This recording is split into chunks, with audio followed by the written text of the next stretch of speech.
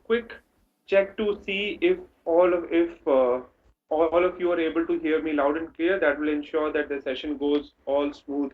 So first of all, welcome everyone to the session. If you can hear me clearly, just type yes in the chat window if you can hear me clearly. So we already have 200 participants here in this session, and what we want to ensure is that all of you can hear me loud and clear so that the session goes all smooth. We are going to have a super exciting session. Lot of amazing insight, lot of secrets I'm going to share with you in today's session regarding big data analytics, etc. But what I'm going to request all of you is to type in yes in the chat window if the voice is audible, if it is clear, if it is loud for all of you. Okay, some of you are able to, some of you are writing that if you can be a little louder, can you guys increase your um laptop or computer volume a bit? From my end, perfect. Just increase and type done in the chat window if you have done with that, right? All right. Second thing is that in front of you, for those of you who are joining the session for the first time, in front of you, you would see the material. All of you are on mute right now because the number of participants is huge. We cannot put you on air, but you have a chat box in front of you. Now, in chat box, what I want you to do is I want you to select all participants. Do not select host or only presenter, because otherwise you would not be able to see what other participants are writing in. We want to ensure that the session is very engaging, very interactive, very two-way interactive. For that, what I would want is please select and send to all participants and type in done in the chat window if you have selected all participants. Please select all participants and type in done. Now I'll tell you that how to do today's session well, because the number of participants is huge. I would want to stick to a few rules, but I would come to that a little later. In the meantime, Nikhil is going to upload the PPT for today's session. What we are going to do is have a quick round of intro. I'll introduce myself, but before that, I would quickly want you guys to tell me which location are you joining from, which city are you currently joining from. So the whole idea, as you would have seen, we do is, the reason we ask this is just to get the energy flowing. It's a lazy Saturday morning. What we want to first of all do is, before we learn, we want to get pumped up. Before we learn, we want to get excited. Before we learn, we want to be in a flow, so that you are here for the next 2 hours and you're having a ball, right? So people from Pune, Bangalore, Hyderabad, Delhi, Noida, Varanasi, Kurnool, Chennai, US, Mumbai, Gorakhpur. Somebody's from Gorakhpur. All right, awesome. Okay, Rohtak, UK, and Mumbai, Kharagpur, West Bengal, UK. So I see a lot of people from all different parts. So welcome. Pleasure to welcome all of you to this amazing session. I promise that the next 2 hours are going to be one of the best learning hours of your life and of this year. That's my promise to you. It's a bold promise, but what we are going to do is live up to it, and that is going to be possible because I know that the number of participants is huge. We are going to have a lot of interaction. I know the session is going to be pretty good, right? All right. Second thing I want you to tell me is that what is your current profile? Project manager, software tester, .NET architect, technical architect, whatever it is, Java developer, whatever it is, right? Project manager, I see a couple of project managers, associate consultant, senior developer, .NET, senior software engineer, mainframe developer, technical architect, sales, Java developer, senior systems engineer, fresher, graphic designer. Oh, very good. Data scientist, technical manager, supply chain analyst, iOS developer, student, computer engineer, business analyst. So I see almost 80% of the 90% of the people, 80% of the people, I would say, are working as software engineers or software developers or technical architects or projectors, they're related to tech in some way. 10% people are in different kind of roles, for example, consultant or sales or those kind of roles, or 5 to 10% of the people are either students, entrepreneurs, or others. So super excited to see a lot of people from all different backgrounds. What I'm going to promise is that in today's session, like the way we did with machine learning masterclass the week before and data science masterclass the week before, you're going to walk out of this session today with a lot of insights, right? So those of you who don't know me, my name is Manvendra. I'm the founder and CEO of Apex Academy. I'm an MBA from Indian School of Business, and my interest areas are artificial intelligence, big data analytics, machine learning, and what I'm more passionate about is not the technologies, but how these areas can be used to solve business problems, how these areas can be leveraged to solve business problems for a particular organization, for our society, and for people in general, right? So those are my interest areas. I've been in this space for the last couple of years, and I find that after my MBA, this is possibly the best thing I could have asked for, because this is an area which is growing super fast. This is an area which is where the future is, and this is an area where you get to learn a lot on a daily basis. So that's about me. Uh, about Apex Academy, Apex Academy, as you would know, is one of the top three analytics and data science academy in India. It's been rated we have been rated one of the top three analytics and data science academy within 2 years of starting. It's because of the number of students that we have, the quality of faculty that we have, the quality of curriculum that we have, and we are backed by how we are different is that we work very closely with the industry. And one of the reasons for us to be able to do that is we are backed, and we are the only academy in India to be backed by a IT giant. We are backed by IT giant Tech Mahindra, and we offer our certification in association with Tech Mahindra too. As I said, Apex Academy's whole mission is to provide flexible, affordable for education in next generation technologies like machine learning, big data analytics, and data science. And since 2016, we have trained more than 3,000 people, and our programs range anywhere from 1.5 month to 6 months. So you have a whole host of programs that you have here, right? So that's a little bit about Apex Academy. Now I'll move to the next question to know again about you. What is your current organization? So the reason I'm asking all of these questions and introducing, first of all, myself about Apex Academy and you is, before we don't know each other, before you don't know me, I don't know you, we'll not be able to have a fruitful conversation. For me, it is very important that I know each one of you here attending this session. So people from Sapient, Amazon, L&T Infotech, CGI, Tech Mahindra, Amity, Booker Prop, Deloitte, KPMG, UPS, Google, HP Enterprises, Genpact, student at IIT Kharagpur, ITC Infotech, Genpact, DXC, which was earlier CSC, Infosys, TCS, Datamatics. So the KPIT, a lot of new companies that I have not heard names of, HCL, and a lot of top tier or blue chip companies. So welcome everyone. I see that the profile of the participants is huge, so it makes all the more exciting for me to make the session in such a way that everybody is able to understand things, right? So this is going to be the structure of today's and tomorrow's session. In front of you, Nikhil is just going to fire up a poll. If you can quickly answer this question, that have you attended last weekend's machine learning masterclass or data science masterclass? We will know very quickly whether you have done that, and that will set the context of today's session.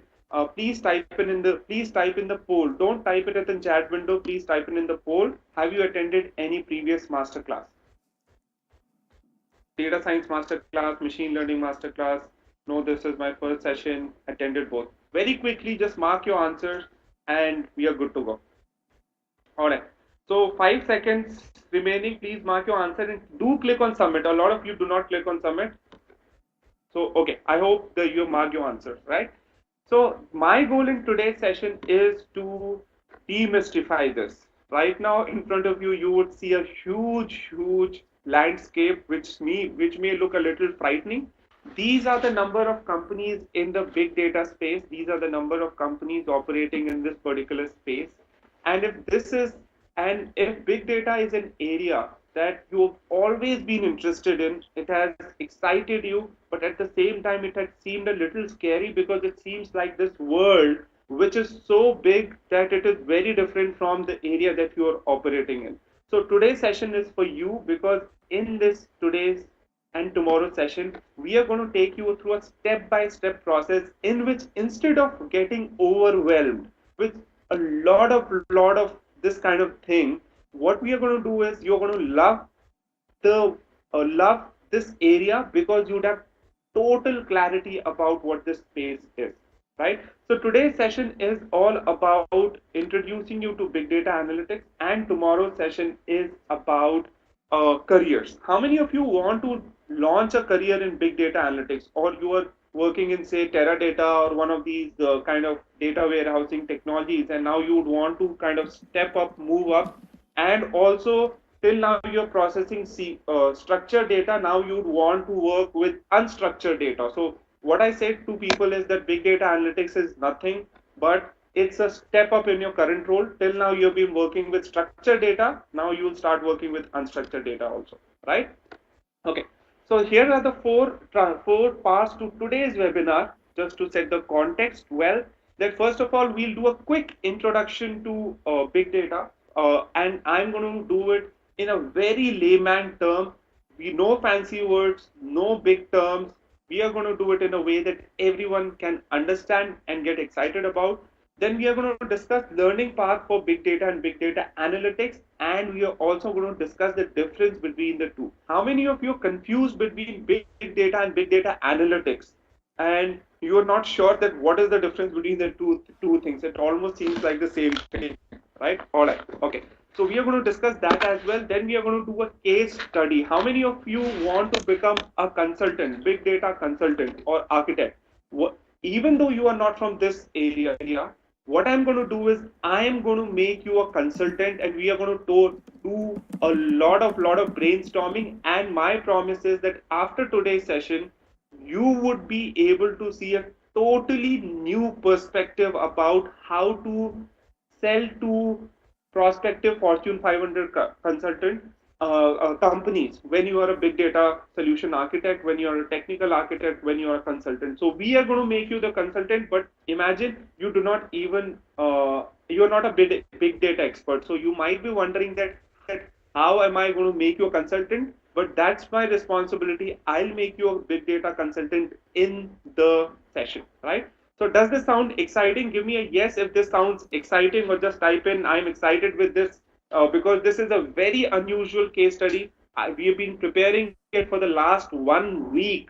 We have put in a lot of efforts into putting these case studies together so that you are able to become a consultant right here in the session within 30 minutes, right? So give me a yes if you are excited about this case study, right? All right, perfect. And last is workshop bonuses. And if you would have seen, how many of you saw the promo video that I had recorded? We had sent to you the promo video yesterday or not. So in the promo video, you would have seen that I spoke about workshop bonuses. All the attendees of this workshop get a lot of fantastic bonuses. We are going to do the bonuses at 12:30 once we have done everything. We are going to give you a lot of bonuses or courses absolutely free, right? So give me a yes if this sounds exciting and if this is good. And now you have total clarity about how the session is going to be, right? And what is going to be the flow of the session. Make sure you interact. Two requests I have from my side before I get started. Now I've set the context. Before I get started, my two requests to you is that we have kept the chat open in spite of hundreds of people here in the session. because I want to see the energy flowing from your side. But please, one request is, do not spam in the chat window. When the session is going on, sometimes somebody will come and he'll start typing all sort of nonsense things. So can I get this promise from you that you will not spam in the chat window, right? All right. And somebody would say, we are discussing about big data, and he'll start asking that, how do I make a career in big data? Or how do I do that? We'll discuss regarding everything regarding careers and everything tomorrow, but we'll stick to the topic today. Number one. And second is, I want you to not sit passively. All of you are sitting in your home, some of you are in your offices. Please ensure that you interact and you participate, because my goal is to not make you think passively. My goal is to make you think actively in the session. So can I get a promise from you that you will actually participate with me in the chat window without spamming, right? All right, promise. Okay, so let's get started and let's look at what, first of all, big data is from a very simple layman terminology, right? So we've been hearing this term big data quite a lot. We've been hearing that big data is everywhere. But let's look at what big data is from a very simple perspective. You would have heard about the three V's of big data, right? Volume, velocity, and variety. Whenever we talk about big data, this is the fundamental definition of big data, which is that big data means huge volumes, it means velocity, and it means variety. Now, when we look at volumes, we are talking about volumes that were unheard of 10 years back. We are talking about volumes that we did not even think of 10 years back, right? For example, there is, how many photos do you think are uploaded on Facebook in a particular day? How many photos, pictures are uploaded on Facebook in one day? Any idea? Yes, 2 billion photos are uploaded on Facebook in a day, right? Now, similarly, when you go to Pinterest, when you go to Facebook, when you go to YouTube, when you go to all of these sites like Amazon, Flipkart, you are essentially, what you're doing is you are generating a huge amounts of data. So that the first category of data that we generate is what we call human generated data, right? That data that humans are generating. But there is other category of data that is generated even at the pace that humans cannot generate. What is that data called? Some of you would already be working in this space. What is that data called? Right? Perfect. Right? It is IoT data. So when we talk about Internet of Things, you would know that with the sensorization of the world, the whole world is getting connected. Right? Today, a Boeing 737 generates anywhere between 500 GB of data, 500 GB of data to 1 terabyte of data in one flight, right?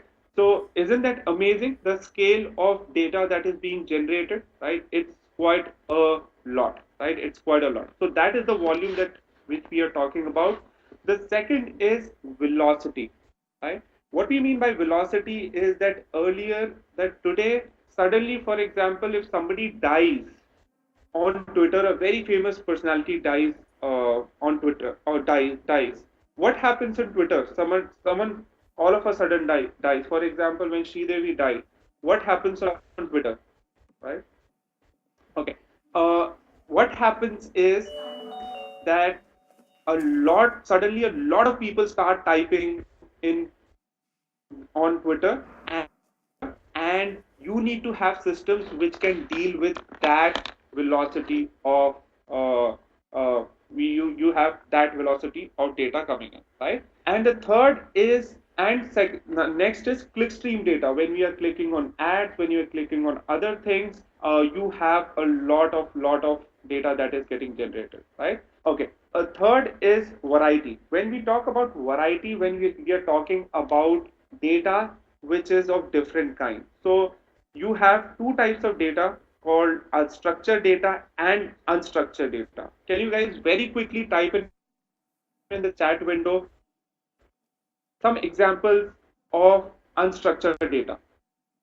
Some examples of structured data you already know, tables, databases, etc. Right? But give me some examples of unstructured data. MongoDB is a NoSQL database, but it's not unstructured data. It's a database to handle unstructured data.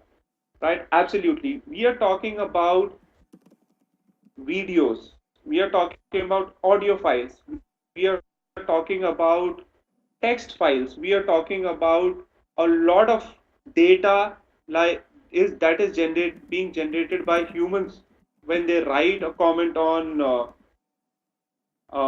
Amazon, for example.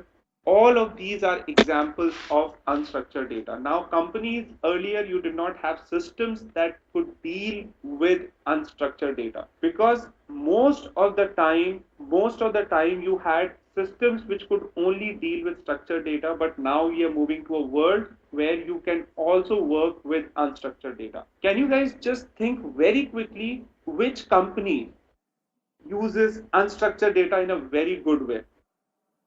For example, on Facebook, you would know there is something called Facebook face recognition, right? What is face recognition? And where does Facebook store all the photos? Can it store photos on its SQL system? Can it store photos on its Teradata systems? No. It needs a system which can store all of these photos. And now what Facebook is doing, it is not only storing photos, but it is also auto tagging people. All of us know about auto tagging feature. Give me a yes if all of us know about this. So what is Facebook doing is it is figuring out from your facial feature whether this person is you, and it is even suggesting the name to you, right? That is the data that we are talking about. Being able to mine unstructured data is the third characteristic of big data, right? So what are the three characteristics of big data? Volume, velocity, and variety, right? Give me a yes if this makes sense. And now, even if you do not know anything about big data, at least these three V's are what we are going to remember, right? But now, my question is, how is big data? One of the questions that I asked is that how is big data different from big data analytics, right? So the difference between big data and big data analytics is this: big data concerns volume, velocity, and variety, but big data analytics goes a step further. This is the big data world that you see, right? But big data analytics concerns value. I want you to think for a little while and type in the chat window, what does value have to do with big data analytics? Why does value come into big data analytics? How is big data analytics related to value? It should make sense: decision making, grouping, insights. Perfect. Amazing answers. You guys are awesome. That big data dealt with these three V's, but there is, if Facebook is just storing its pictures of its user, is it of any use just storing those pictures? Yes, I want the user to be able to retrieve those pictures. But Facebook realized that it can go a step beyond and it can give some value to its users, right? And that is big data analytics, where you are not only concerned about collecting data, storing data, but you're also concerned about what is the value I can derive from this data. What is the insights that I can gain? How can I create a user experience that goes beyond just storage of data and that user can actually benefit from, right? That is big data analytics for you, right? Now, give me a yes if this made it totally clear to you the difference between big data and big data analytics. And imagine, without using any jargon, we have clarified this just like quickly, right? So analytics means, big data analytics means that you were talking about getting insights out of that data. Okay. Now, veracity means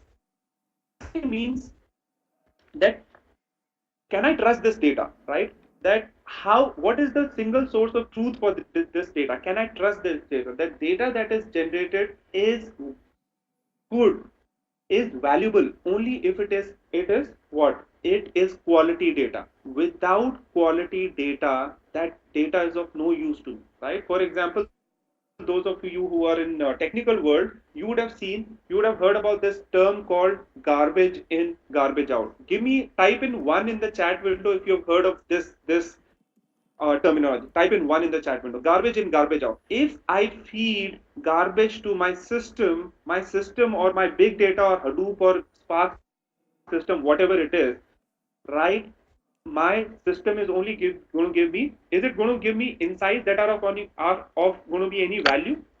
Value can be had from the system only when it is good.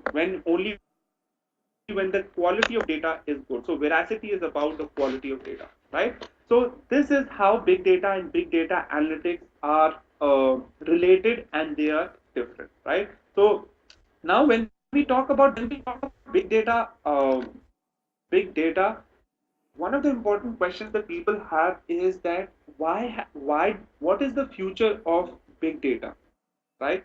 How many of you have this question that big data is like a big term today, and you're very excited about learning it and making a career in it or transitioning to it? But how many of you have this question that what is the future of big data 10 years from now, or 15 years from now, or 5 years from now, right? So when we talk about the future of any particular industry, one of the things I always recommend people is and students is that are what the trends are. And the first and the foremost trend in the big data, why big data is become very big now as an industry and is going to continue growing, is that earlier, even if I had petabytes of data, terabytes of data, right? Terabytes of data, petabytes of data, I could not store this data. Because what do you think? What is was the reason? If I have 100 petabytes of data, what is the challenge with storing, say, 10 years worth of data? So even if I was a bank like Citibank, I could store information only about 1 year of data, 2 years of data. I could not store 10 years of data. Why do you think it was? Right? Absolutely. Zillion floppy disks. Selesh writes an amazing answer. Okay, some of you guys, please do not spam in the chat window. I'm going to ask Nikhil to block people immediately if there is any spamming going on, right? The whole reason the session is open, chat window is open, is because we want it to be an interactive session. But if there is spamming, we'll close the chat window. Just make sure there is no spamming. Okay. And others of you who are actually here in the session listening in intently, please ask the people not to spam. Okay. That's one. Second is, and mostly these are what I've seen is college students who are just what you call it, having fun, right, and typing something. Okay. Why big data? So cheaper storage is one thing. Second is that faster computing. Even if I could store a lot of this data, did I have the processing power to do this kind of computation, right? I did not have this kind of processing power to do this computation, right? For example, today our mobile phones have higher processing power than a supercomputer of 20 years back, right? This makes sense to is this making sense to you? I'm talking about the broad trends, how the trends are today. Processing power is very fast, and the most important, the raw ingredient is data. You need a lot of data now. You have data that was not possible at scale earlier. So whenever you talk about a career or about an area, now if these are the three trends, do you think big data is going to be here in another 5 years?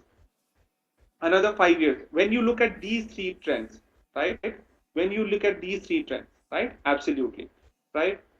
Another 10 years. Do you think the rate of data generation is going to increase in another 10 years? Rate of data generation, or do you think it is going to decrease?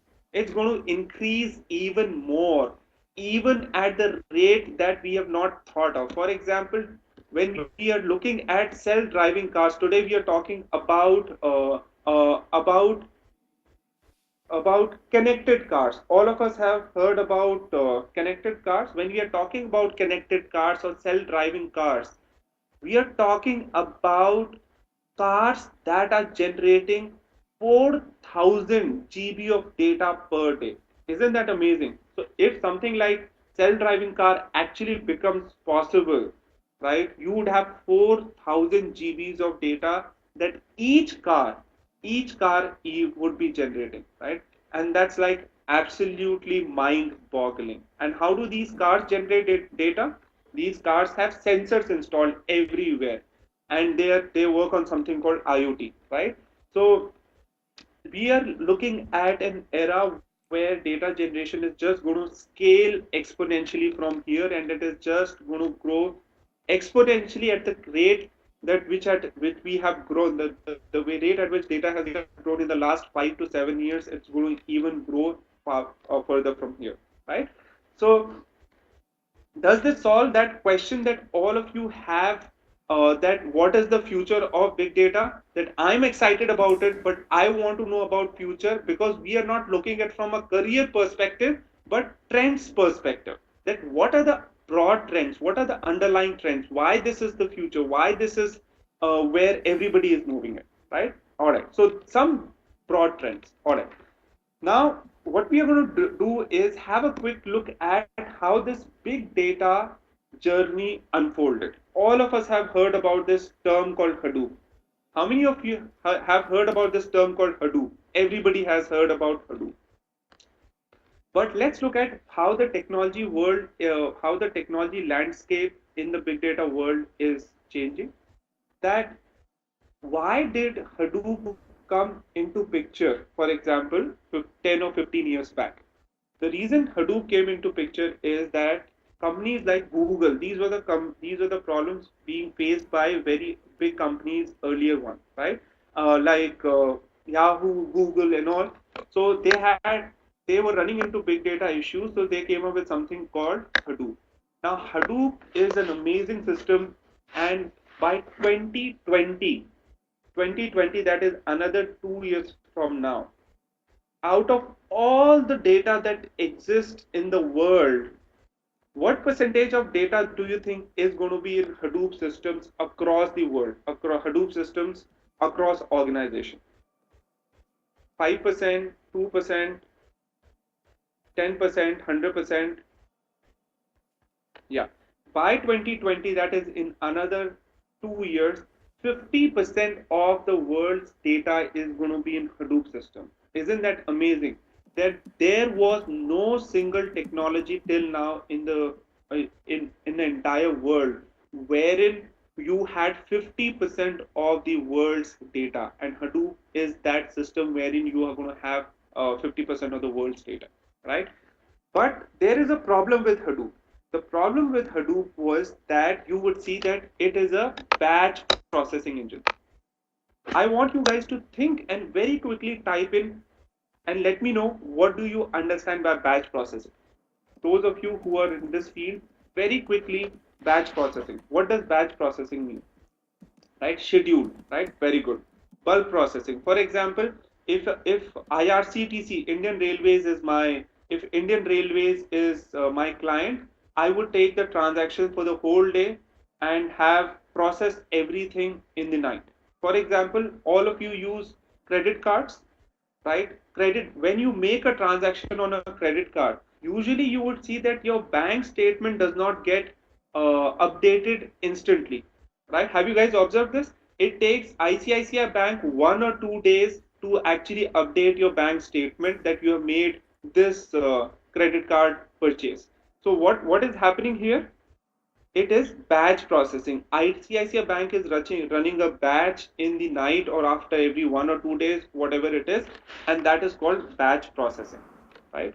Now, that's one. The second thing is that when Hadoop was great, but Hadoop had certain other problems also. For example, if I wanted to work with, for example, machine learning, right? All of us have heard about machine learning. Some of you attended machine learning masterclass also, yes, last weekend.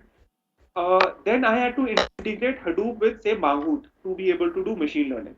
If I wanted to do, if I wanted to work with streaming data, right? Give me some quick examples of streaming data, right? Some quick examples of streaming data would be IoT data. IoT data, or for example, Twitter feed. If I want to mine this data, or YouTube data, or I want have application logs, very good. Web logs, application logs, you would have this data. Now the problem is that I had to use another tool with Hadoop called Storm, right? Or if I wanted to work with graph data, give me some example of graph data. Graph, what does graph data mean? Graph data is not stock data, it is something called graph network. If you would have seen Facebook, for example, your friend is X and you are looking for your friend's friend.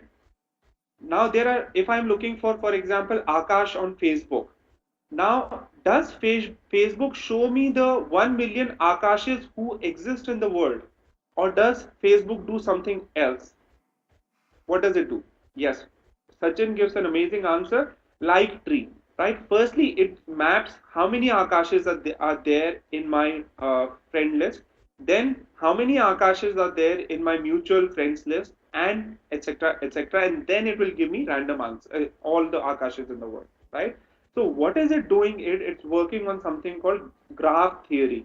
Graph theory. And even if I wanted to work with something like graph data, I could not work with Hadoop, right? Now, now what I had to do as a big data developer, and this is why for the last 5 years or 7 years, there was a lot of the best of the talent worked in this space, because the number of technologies that you had to learn was huge. But over a period of time, what started happening is that as these technologies started evolving, there was there was a need of a general unified engine which had all of these capabilities and which enabled you to do all of these things in one single platform, in one single framework, right? And what do you think is the benefit of having one single framework as compared to having specialized system? What is the benefit of having one single framework instead of having specialized system, right? Fantastic. I do not have to worry, first of all, with integration challenges. A lot of you who are working in integration would know how difficult it is to connect all of these things, systems together, isn't it? It keeps on breaking all the time. It becomes difficult to pass data all the time. And most importantly, it's buggy. It's never 100% foolproof. Number one. Number two, now from a learning perspective, what do you think was the challenge? If I were a normal, I'm not a silicon, I'm not graduated from Caltech or Stanford to be able to learn so many technologies. Now, from the talent perspective, what do you think? How does a general unified engine help as compared to specialized system? I do not have to learn 100 different technologies. I do not have to worry that Hadoop is not sufficient and now I need to know Mahout and Drill and Giraffe and Tej and Impala and Storm and everything. Now I can focus on Apache, on one technology, and that technology is Apache Spark, right? The power of Apache Spark is that you can do work with SQL, you can work with machine learning, you can work with streaming data, you can do work with graph data. So essentially, it is 5 or 6 things combined into one. And this is where the future of the big data is going to be, that instead of having multiple technologies, you're going to have one or two technologies wherein you would be able to do amazing things. And if there is one technology that we at Apex Academy are the most excited about for future, it is Apache Spark, right? Now, if Apache Spark is so good, it solves all your problems. Why do I need to even use Hadoop? Very quickly, I want you to tell me in the chat window, what is the need for Hadoop if Spark is so good? And we are saying that Hadoop is going to have 50% of the world's data in another 2 years. Then why do we even use Hadoop? Now, the problem with Hadoop is Apache Spark is that Apache Spark is your engine, right? Apache Spark is your engine, but it does not have its own data storage capability. It does not have its own file system. And for that, you have Apache Hadoop. Does that make sense? So think of it like your car. Your car has now a different engine, right? You have an engine that earlier Hadoop used to have an engine called MapReduce. Now that engine is getting replaced by Apache Spark because it can help you do things much faster, right? And it has very diverse skill set. But engine cannot replace seats in a car. Is that making sense to everyone?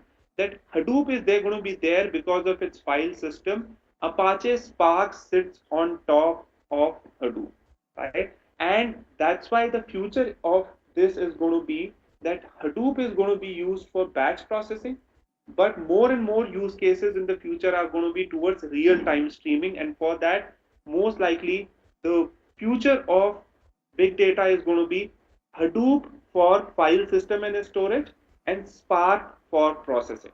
Now, give me a yes if this was exciting and now you're very clear about the journey of big data as well. Imagine if you would have researched on the internet on this own, it would have taken you 1 year to even figure out this thing.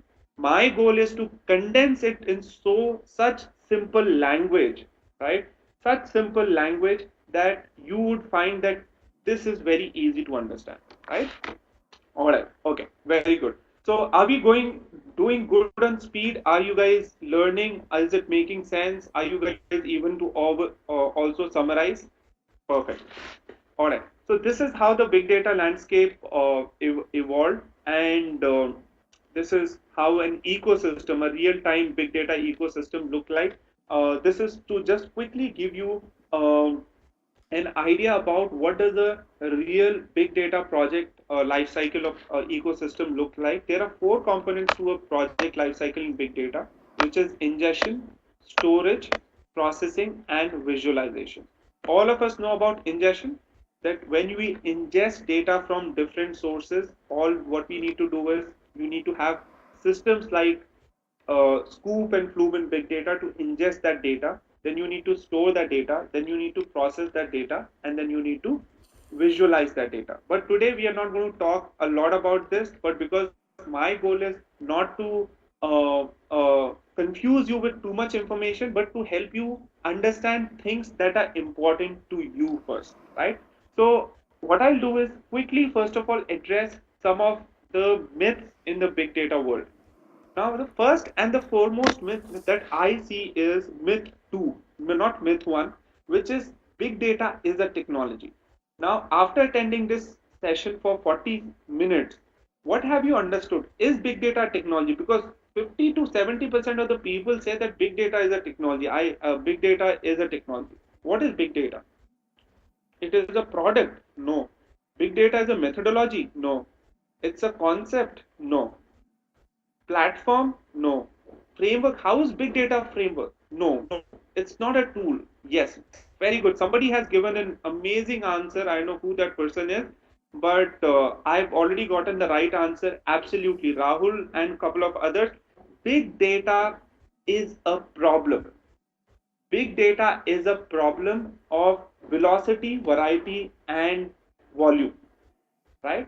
And Hadoop, it's not a technology. And technologies like Hadoop, Spark, MongoDB, all of these are solutions to the big data problem. These are technologies that help you solve the big data problem, right? So this is the big myth that people have in this space. Give me a yes if you have understood this thing that big data is a problem. It's not a technology. These technologies are solutions to the big data problem, right? Perfect. Second, learning Hadoop will make me a big data expert. This is the second myth that, as I showed you some time back, that big data ecosystem, and I'll also cover in the learning path. I'll quickly show you the learning path also for big data and data science. You would see that only Hadoop will not get you places anymore, because big data ecosystem is pretty vast. It comprises of Hadoop, Spark, NoSQL databases, cloud, etc., etc. So only learning Hadoop is not going to be enough. And now with this big data journey, are you guys clear why learning Hadoop is not enough? Give me a yes if this is clear to you. That the future is in processing, in analysis, in machine learning, and that's why technologies like Spark, technologies like other visualization tools, etc., or NewSQL databases are something that you'll have to learn. So this is one myth that a lot of people have, especially those of you who live in Hyderabad and Bangalore. You would have seen that everywhere you would see Hadoop posters. Have you guys seen those Hadoop posters? Everywhere you will see those elephant, right? But the problem is that Hadoop is of yesteryears. Nobody even talks about Hadoop beyond using Hadoop for storage, right? The future is of big data is a much broader ecosystem, right? All right. Third, third myth is big data analytics is not for me. How many of you have this question that I work in Teradata or I work in SQL system that big data is a different thing than what is in it for me, right? So this is another myth that you would see that most likely in another 3 years, 4 years, 5 years, irrespective of whether you plan it or not, you will be working on big data systems. I want you to take a couple of seconds and type in the chat window, why do you think it is? Why do you think everyone, all of you, all the techies, project managers, everyone will be working maybe not directly with Hadoop, but in a big data kind of ecosystem very quickly. And I'm also going to give you some real world case studies in which I'm going to make you a consultant. So you, as a consultant, you will be able to figure out very well. But somebody has given me a very good answer. Data moving to cloud because everyone is on internet. No, but I can store all of this data on different systems also, right? The single answer is that somebody had already given me the right answer, but that has already gone because of the chats flowing. That you need to have a single unified view of your entire data sources in the organization. Are you guys able to understand? Those of you who are project managers would be able to understand this very kind of high level lingo that I'm using. It's very simple though. You need to have a single unified view of all the organization's data. And that's why, irrespective of the SQL systems or the Teradatas of the world that you're working on, you need to have one consolidated repository. Very good. Surendra has already given the right answer, right? So does this make sense to everyone? Now, myth 3, is this clear for clear to you? So you might not be working on Hadoop directly, but you will be interacting with big data ecosystem in some way or the other, right? Now, myth 4 is something that a lot of institutes have propagated and a lot of Indian people are always kind of looking at. I can't, it does not make me, I always find it a little funny that institutes always say that, learn this thing, learn that thing, or companies also, Indian IT companies, you would see that they will run behind the next big thing, right? Whatever is the next big thing, Infosys, TCS, and IBM, or all of these companies will keep on running behind those things, right? But is big data about implementing cool new technologies? Do your clients really care about new technologies? Your clients, if you have a client like Chevrolet, they don't care, because with new technologies, you're going to charge them a lot of money to implement new technologies. Absolutely. So big data technologies should be able to translate into business ROI, and this is where I think the biggest gap in the Indian IT market is, that a lot of people talk about big data, but very few people know how to calculate ROI from big data, right? Give me a yes if you can relate to this scenario. Everybody talks about big data, but when you will say that, why should I use big data? Nobody will be able to justify beyond the three V's, that it's velocity, variety, and Manav said variety and velocity. So that's why we should use big data, right? Or it is, I can do analytics also, and then your clients is going to say that what is the benefit of analytics, but nobody would be able to justify the ROI. And this is what I'm going to exactly do that you need to be able to go beyond. Yes, Surendra has given an amazing answer. Outcomes. You need to be able to go beyond the buzzwords of three V's. You need to be able to go beyond the buzzwords of Hadoop, Spark, Apache Flink, NoSQL, etc., etc. Right? You need to be able to justify that why should you move to big data to a client for the client to actually able to be able to listen to you. And 95% of salespeople in IT companies, project managers in IT companies, right? Solution architect, consultants are not able to position this right? And we are going to help you do that very quickly in a while. Okay. So give me how are we doing on the session? Is the session exciting? Are you getting new perspective? Right? Are things making sense? I know we are going a little fast, but the whole idea is to just keep it powerful, keep it punchy, so that you guys are here in the session. Right? All right. Okay.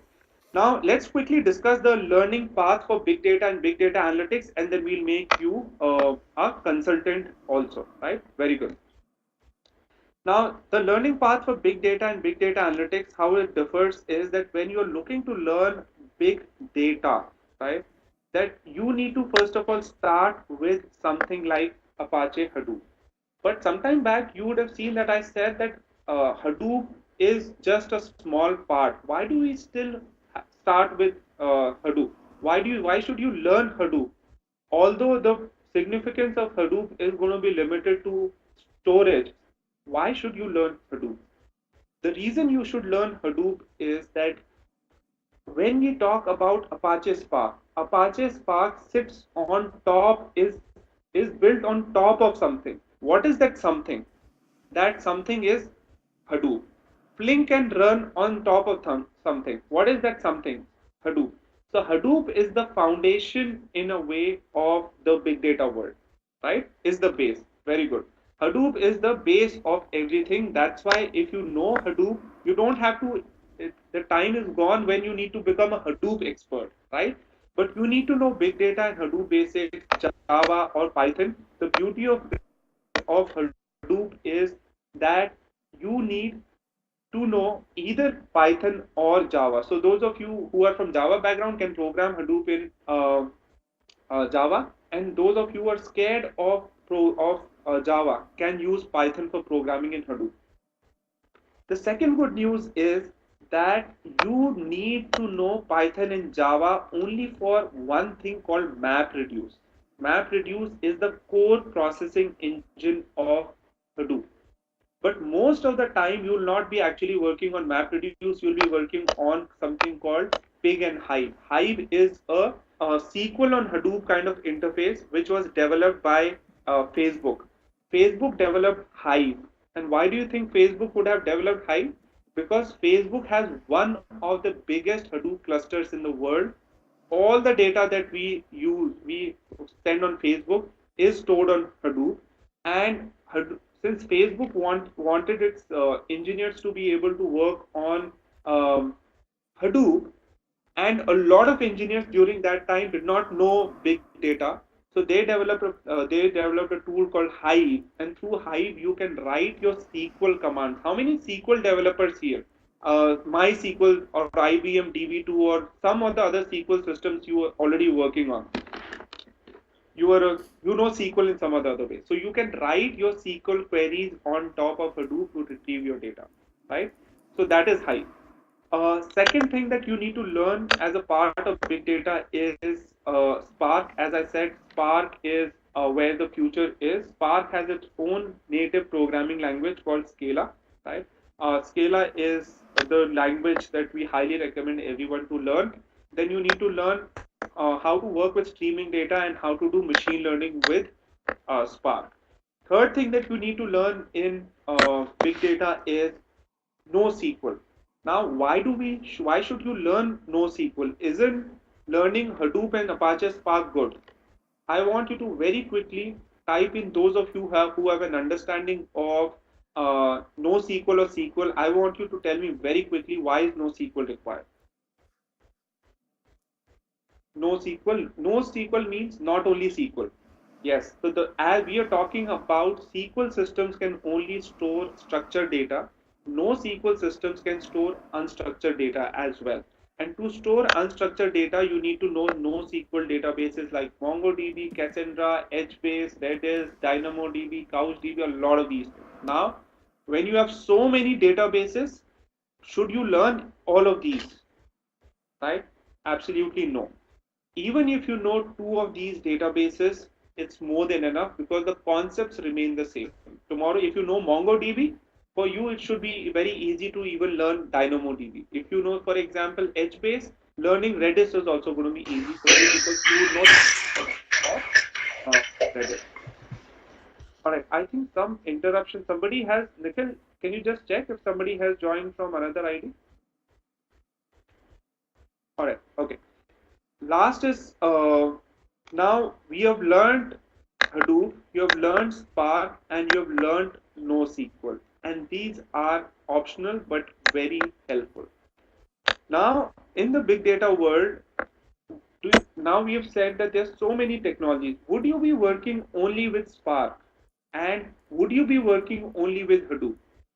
Or would you be working with many more technologies? Would you be working in an ecosystem in which you'll have Spark and NoSQL and Splunk and SQL and RDBMS and a lot of this kind of ecosystem? You would be working in a multi-technology, technology agnostic system. And that's why if you know how to integrate all of these technologies together, you would be like that golden blue-eyed boy in the big data market because you would know how to make these systems work together, right? Last is big data on cloud. Now this is not essential, but this is optional, but will help you. Now you would know that more and more companies are moving big data, their big data systems to cloud. Why do you think why more and more big data is moving to cloud? What is the problem with on-premise deployment? And I'm sure a lot of people, a lot of you are already working on on-premise systems in different areas. What is the problem with on-premise?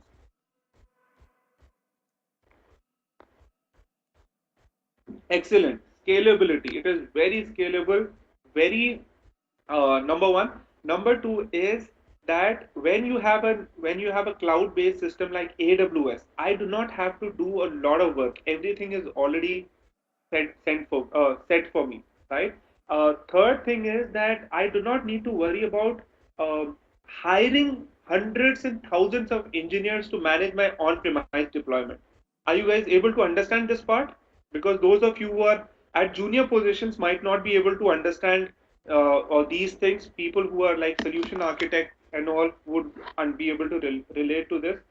When I'm in a managed services kind of organization, then for example, if I'm Walmart and if I'm on-premise deployment, now I'm not flexible. I have to have huge costs. I cannot scale my infrastructure, and at the same time, I need to outsource a lot of my on-premise deployment work to Indian IT services, right? But with cloud, I can do it in a jiffy. So if you know how to do big data on AWS, Azure, or Google Cloud, pick anyone, right? Then you are like that person who does not only know how to do big data in on-premise kind of system, but setting, but also the cloud kind of setting, right? So this is the ideal learning path, and this we recommend because we have seen that this working for a lot of our students who have transitioned successfully to big data roles. We have seen this working because we continuously speak to a lot of people in the industry, and we believe that as a big data professional, if you have these two skill sets apart from the three that we mentioned at the top, you are in a very very good place, right? Give me a yes if the learning path for big data is clear to you. Then we'll move to big data analytics if this is clear. Okay. Now, how many of you are excited about learning big data after seeing this learning path? And how many of you are scared, right? After seeing that there is so much to learn, will I be able to learn so many things, right? it seems a bit overwhelming, I would say, in the beginning. But trust me, if your fundamentals are strong, it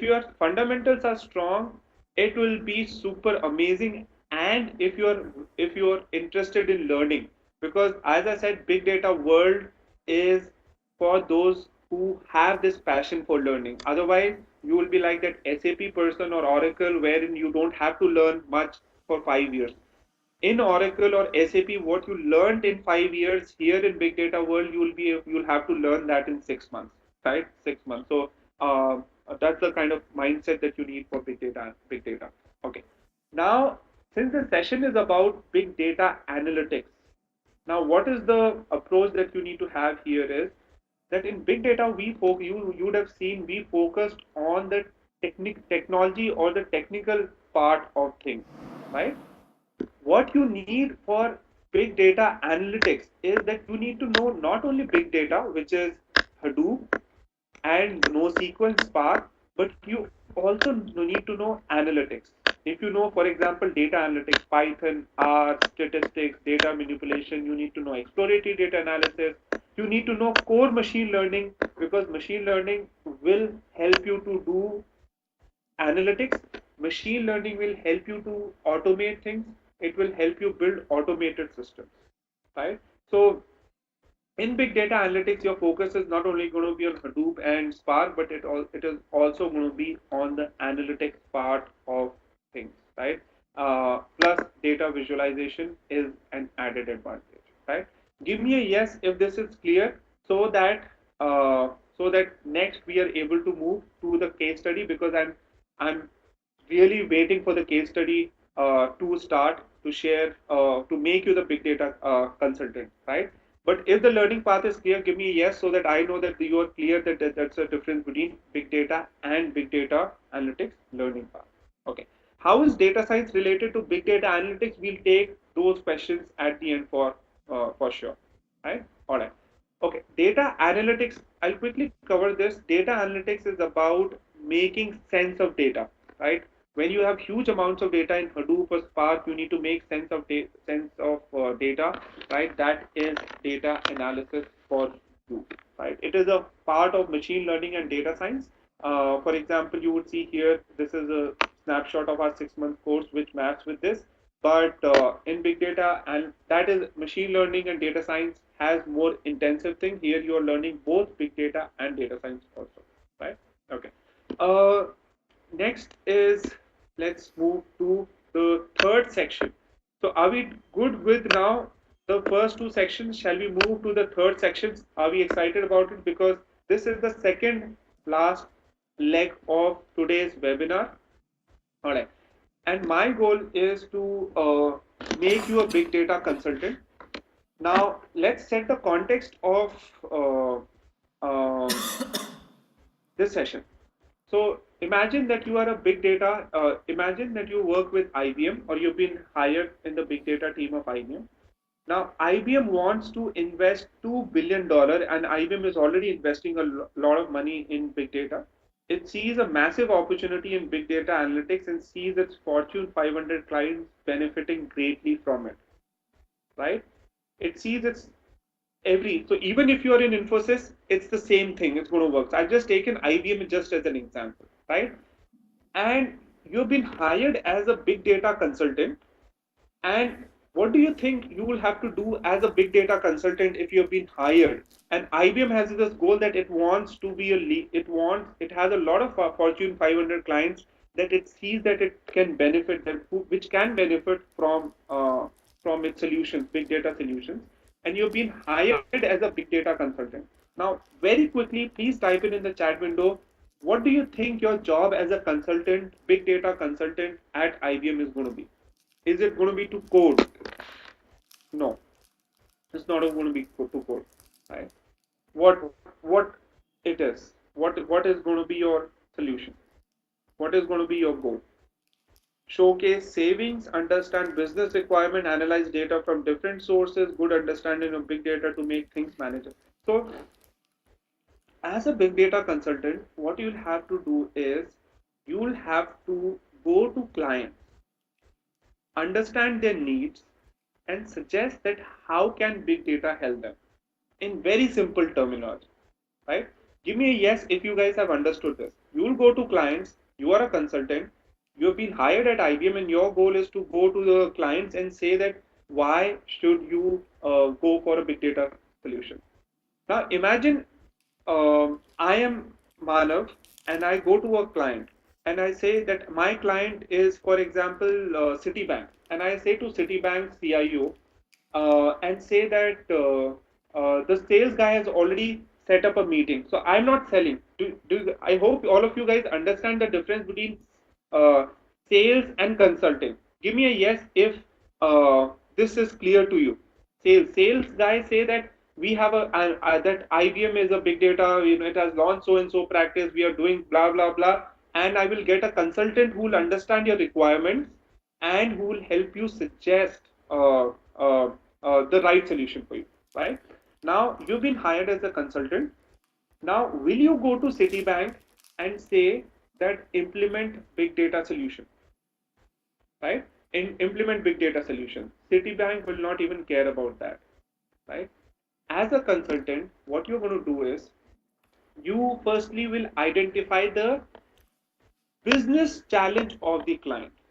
The business challenge, for example, I'm going to JP Morgan. Any of you who work with JP Morgan and who is here, JP Morgan India, and who is here in the session?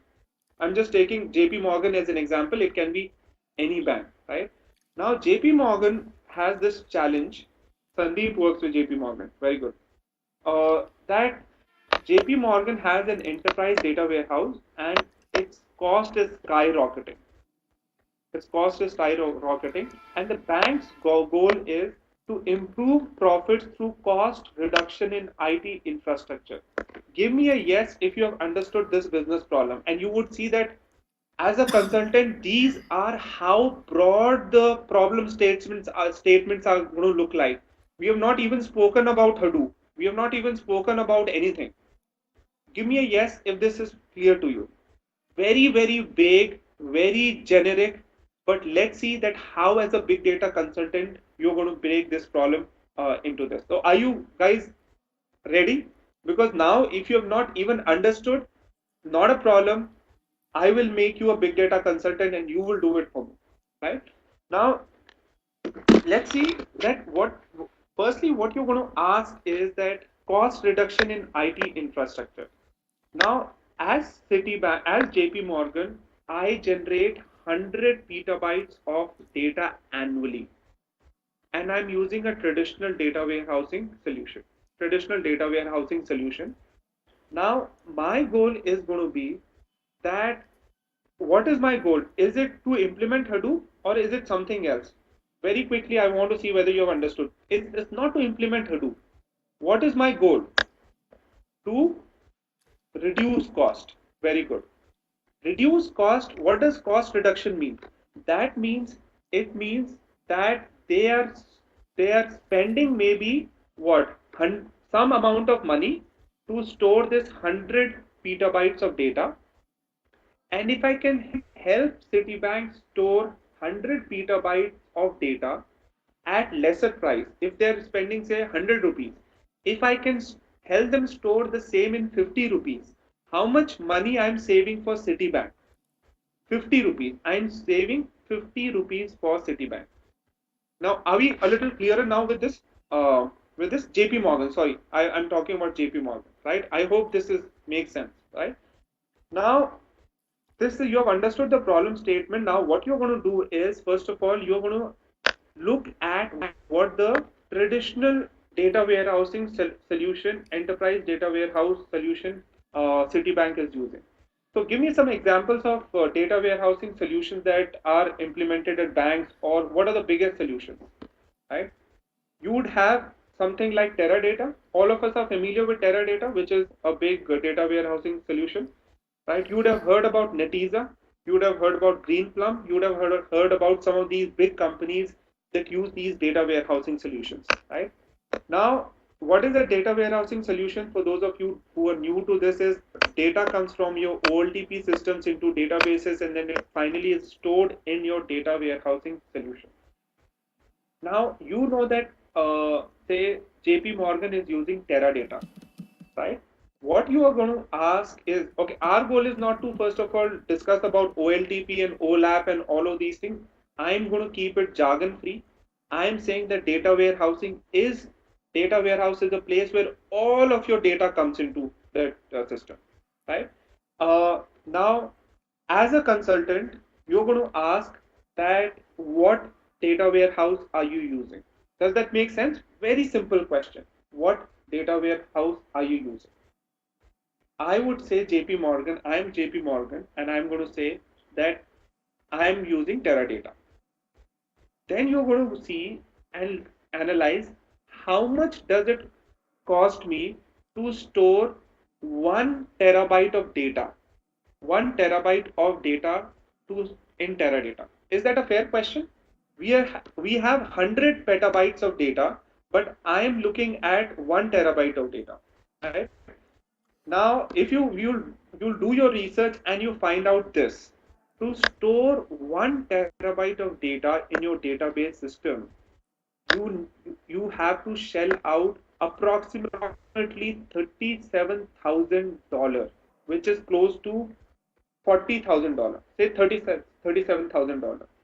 Now, how much will it cost me to store 1 petabyte of data at the rate of $37,000 per terabyte? Let's do it easier. Some of you would find this a little confusing to do the maths, but 1 terabyte of data costs me 37K. How much will 100 terabyte of data cost me? 100. You just have to multiply this by 100 very quickly. Those of you who are maths junkies would do it very quickly.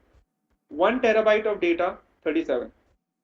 Give me an easier. I am a client, so I don't understand these long numbers. Give me either 3.370,000. It's not going to be 37 million. It's not going to be even this for 100 terabyte. Oh God, you guys have to get your calculation right, right? How much it is going to cost me? Very quickly. I just have to multiply it by 100. So 37,000, if I multiply it by 10, how much does it give me?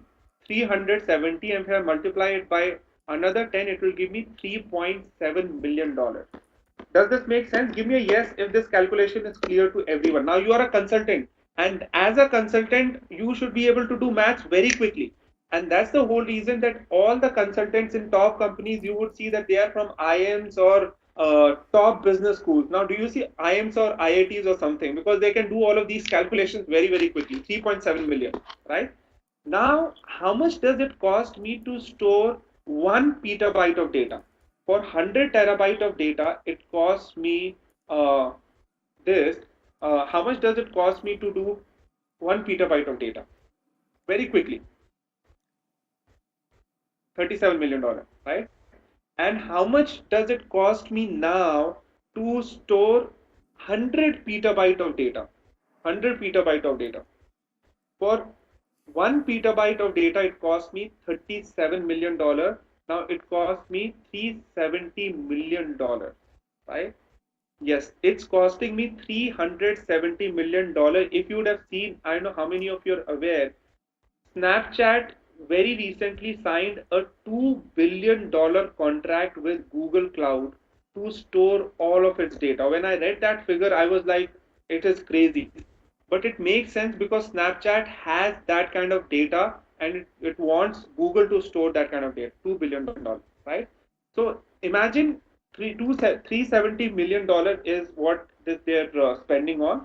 And what is, even if I take a lower figure, it would be something like, even if I'm optimizing cost at scale, so it would come out to say $300 million, right? Now, $300 million is what I'm spending. Now, as a consultant, what is your analysis? How much is JP Morgan spending on storing data in Teradata? 300 million. Give me a yes if you have done this calculation and you are with me on this. I want a yes from everyone. I'm enjoying doing the case study. I hope you are doing the analysis also, right? $300 million. Now I'll go to, now what should be your next step as a consultant? Now you figured out JP Morgan is investing $300 million to store 100 petabytes of data. What should you do next as a consultant? I want you to think. Reduce cost. You will go to JP Morgan and say, look, can I cut your cost by 80%? Will, as the CEO of JP Morgan, will you be happy or not? How much is 80% of $300 million? How much is 80% of $300 million? Can you quickly do the calculation? $240 million. What you're going to say is that I don't even believe you that you can even help me save $240 million, right? I will say I will help you do that, right? And I will go and suggest something called, the magic word is Hadoop. In Hadoop, it costs you only $2,000 to store 1 petabytes of data, 1 terabyte of data, right? Now, how much are you saving on this? What is 2 terabytes of, what is $2,000 as a percentage of, say, 37? It's 10% of data, right? And all the data that you have in your data warehouse, if I migrate it to Hadoop, right, it's going to be just 5%. It's not even going to be 20%. I promised him 20%, but I'll give him 95% cost saving, right? Now, will you as a consultant be that the fast growing consultant, because now you are helping clients do amazing things that think that they have not even possible, right? Makes sense? Are things making sense to everyone? That I'm helping JP Morgan save approximately $270 million in annual cost, right? And that's the beauty of it. Now, my question to you is, now as a consultant, it seems very good that I've said helped them save $270 million, right? But now I need to go a little deeper and look at what the solutions are. Should I move all of my data into Hadoop, or should I move some of my data into Hadoop? And how will I decide that from my Teradata, which is a data warehousing solution, right? How much more should I move to? Should I move 100% of my data into Hadoop? The answer is no. I cannot move 100% of my data into Hadoop. The reason is that Hadoop can handle the kind of solution Hadoop is meant for. Is it is meant for cold data. The kind of solution Teradata is meant for is it is meant for hot data. Those of you who are new to who know this space, I hope this is pretty clear to you. Hot data and cold data. Cold data means that I'm storing data, but I don't know what is the value of this data. I'm storing, for example, if I'm JP Morgan, now as JP Morgan, I'm storing photos of my customer, the details of my customer, their social media accounts, everything. But I don't know what is the value of this, right? Maybe data scientists will know a little later. But right now, I don't know the value of this data. And this data does not need to be accessed on a daily basis, right? Give me a yes if this is clear to you. Lower frequency data. This does not need to be accessed on a daily basis, right? It is there, but I don't know. Maybe as a data scientist or as an analytics team, I may need it maybe next month, maybe 6 months down the line, maybe after 1 year, maybe after 2 years. But I need to have data which is high value and which needs to be extracted very frequently, right? Which means it needs to have low latency, right? And this is what your Teradata system can do, which Hadoop cannot do. That means the perfect solution that you are going to suggest as a consultant is to not move 100% of your data into Hadoop. Keep, say, 20 or 30% of your data, which is hot data, into Teradata, and move the rest of the data into Hadoop, right? Now, this is the ideal or perfect solution to the problem that JP Morgan has. Give me a yes. Now it makes total sense. And now, if it makes sense, and you can see that why all of the data in the world will not move to Hadoop, because Hadoop is not the magic wand. You still need Teradata. for these kind of applications. So as a big data consultant, now what you have done is you have exactly identified, and you have not gone with a cookie cutter solution that implement Hadoop. You have gone into the nitty gritties, and you have seen that when to use Teradata and when to use Hadoop, right? So have you done now? Are you excited now by seeing the actual application of this as a big data consultant? As a big data consultant, now are you feeling good that I have seen now an entire cycle of how this is actually done? Right? Okay, perfect. All right. Can you please explain again? So, my request is that please watch the record. We are going to send the recordings also on Monday because this is a huge case study that we have just done. If I start explaining it again, please, if I start explaining it again, we will not be able to move to the next case study, right? But now, as a consultant, one of the things that you would know is exciting about your job. What do you think is the exciting part about your job as a consultant as compared to an engineer? Is that you work on one business case for 1, 2, 3 months. After that, you move to another client and you move to another problem and you start solving another issue, right? That's the exciting part about your job. So you'll move to the next part, next client. Shall we move to the next client that we have, right? Give me a yes if this made total sense to you, and now we'll move to the next line. Now, what you have helped JP Morgan do is, have you helped JP Morgan improve its profit? Absolutely yes, right? Absolutely yes.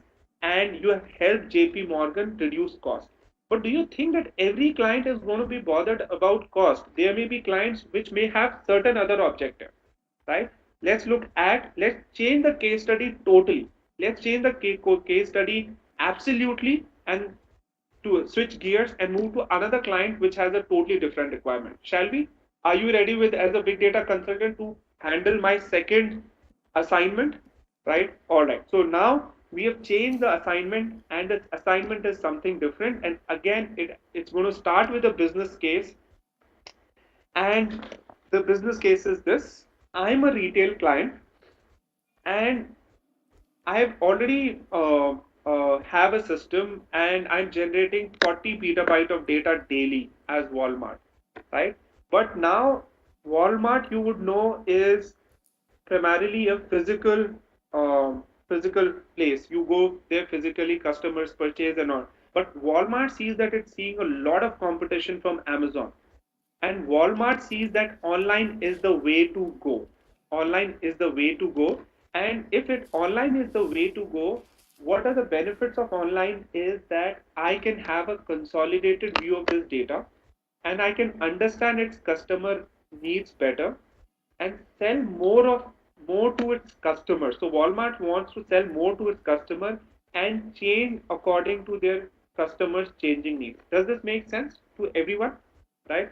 That it wants to change very fast, sell more. So Walmart wants to sell average per transaction value. It wants to increase by 15%, and it wants to hire you. And your goal is to go to Walmart and show them how can it increase its per transaction value by 15%, and how can it help the retail client, right, with this particular problem that they have, right?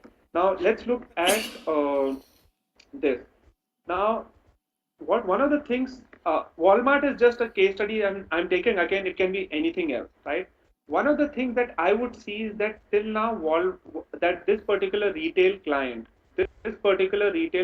was using, say again, a traditional data warehousing system or a SQL system or something of that sort. But the problem with traditional data warehousing system is that they can work only with this kind of data. What do you think is the orange data? What is it called? It's called structured data. But now, as Walmart, I need to be able to handle this kind of data as well. Email, PDF file, RFID, social media data, clickstream data, whatever it is. Right? Now, For all of these solutions, what is the solution that I already know fits this particular problem statement? It is Hadoop, because Hadoop can help you store videos. Hadoop can help you to store weblog, XML data, all of these different kind of files, right? But my goal is, what is my goal as a consultant? My goal as a consultant is not only to help Walmart store this data, but also to help them suggest that in what different ways can they make sense of this data. So give me couple of quick example.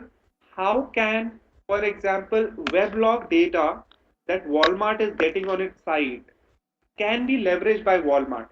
Earlier, customers were walking into their stores, so they could make sense of a lot of things. But now they have weblog data. How can it leverage weblog data? Because Walmart is not going to be just happy if you suggest that just move to Hadoop. What should how can it leverage weblog data? What they added into the cart, weblog data, it becomes super useful in seeing the purchasing patterns of my customers. Now, by purchasing patterns, I do not mean what they are actually storing in the cart. By weblog data, I mean, is my user accessing Walmart from mobile? Is he accessing the Walmart website from laptop? Which geography is he accessing it from? Is he accessing it from Kansas, or is he accessing it from New York? What percentage of the people coming to Walmart are coming from uh, outside US, right? Now, among the among the frauds that are happening on Walmart website, which country has the maximum number of, which state has the maximum number of frauds? Which IP addresses are doing these frauds, right? Now, can you see that through something as simple as weblog data, I can do hundreds of these things. I just gave you some very simple and easy relatable example. I can do many, many more complex things here to understand my customers, right? How much time does my customer spend on my website? What is his behavior? If that customer is a female, what is her customer journey on Walmart, right? As compared to if he's a male, what is his customer journey on the Walmart website, right? Are these making sense to you? Right? Very good, right? Weblog data is one quick example, right? Now let's take an example of social media data. How do you think, as a consultant, what should I tell Walmart that how can you leverage social media data? Now Walmart is saying that I'm now online and I want to leverage social media data. What should I do with social media data?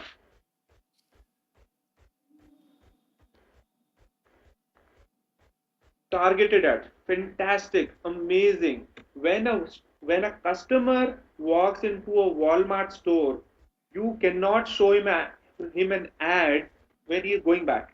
But when a customer visits Walmart.com, I can retarget it, right? Very good, amazing. I can retarget that person. Second, what else can I do? I can do sentiment analysis.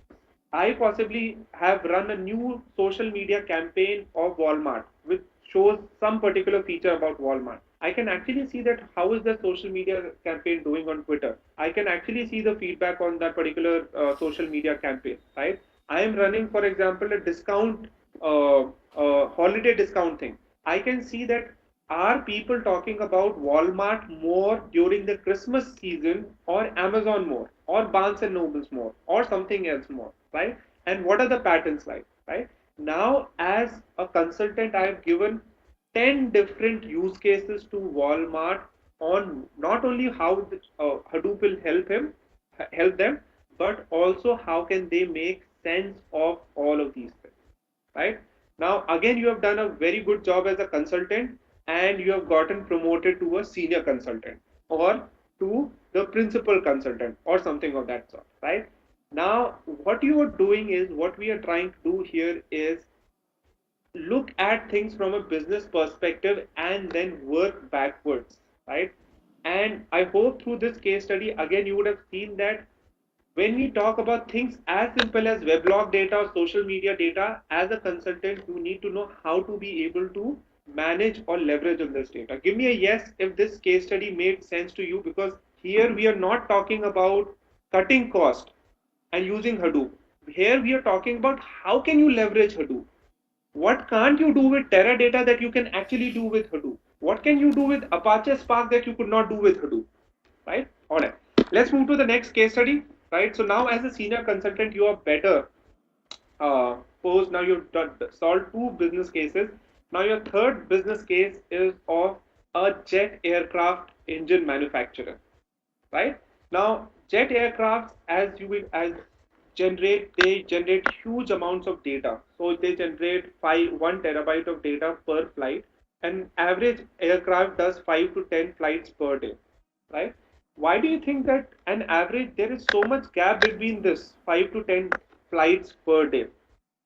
And what is one goal of all airlines? What is one goal of all airlines? One goal is to keep the plane in the sky as much as possible. And why do you think that is the goal? It is because the more the plane is on the airport, the more the plane is on ground, is it making any money for me? Absolutely not. It is not like just think of it this. I'm an Uber driver. I bought a very expensive car, but I'm going to get any ROI from the car only if I'm running it. It's not my personal car, right? Does that make sense to everyone? It's not my personal car that I'm going to worry that it's working or not. I have to maximize on the $50 million I've paid to purchase these planes, right? Now, the goal of every engine manufacturer, what do you think is the goal of every engine manufacturing airline? It is to analyze IoT data in real time to do predictive maintenance. Does that make sense to everyone?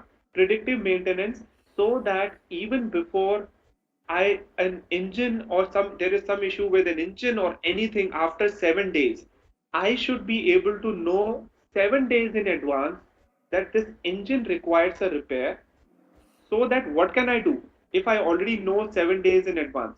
What is the possibility if I know 7 days in advance? What is the benefit if I know 7 days in advance?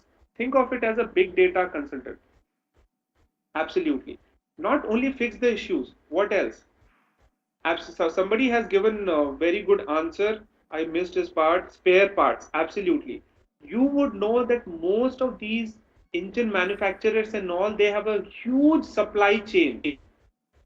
I hope those of you who know about Maruti's supply chains or Hero Honda's supply chain would know it. They don't manufacture most of these spare parts themselves. They need to get it from other vendors, and they need to get it from third party. Absolutely, they can order these spare parts just in time. Fantastic, Tarun Mishra has given. They need to order these parts, and I can order these parts 1 week in advance so that I can repair my aeroplane, as compared to the airplane. I'm just discovering on the 7th day that my airplane engine has some problem. Now it is going to kind of be at the hangar for 1 week, and I'm losing a lot of money, right? Is this making sense to everyone? So now what I need to store such huge amount of data, I need, what do I need? What kind of solution would I need? I would need something like Hadoop. But Hadoop is not enough, because I know that Hadoop is good for batch processing. But when I want to do predictive maintenance, what do I need? We discussed about this technology some time back. Absolutely. I have real-time streaming data coming in from all the different parts of an aircraft engine, 1 TB of data. And I'm not going to run a batch processing in the night, right? Because by that time I will have 100 terabytes of data that I would have to manage. I have 1 terabyte of data that I want to get insights of live, and for that I would have Apache Spark or Apache Flink to do real-time analysis. And this is what I'll actually suggest to the client, that you have a Hadoop system wherein all this IoT data is coming, and not only can you save a lot of cost, but you can also process and do predictive maintenance instantly live, without having to without having to have 100 engineers actually looking into the computer screen, right? Again, your job as a consultant is successful, your project again is successful, and you move to the next client. So this when we talk about engine manufacturer, G is one of these kind of companies which does this. And imagine the kind of analysis does it does. G processes 150 million variables from 10 million sensors. And where do you think these 10 million sensors are? These 10 million sensors are on its engines.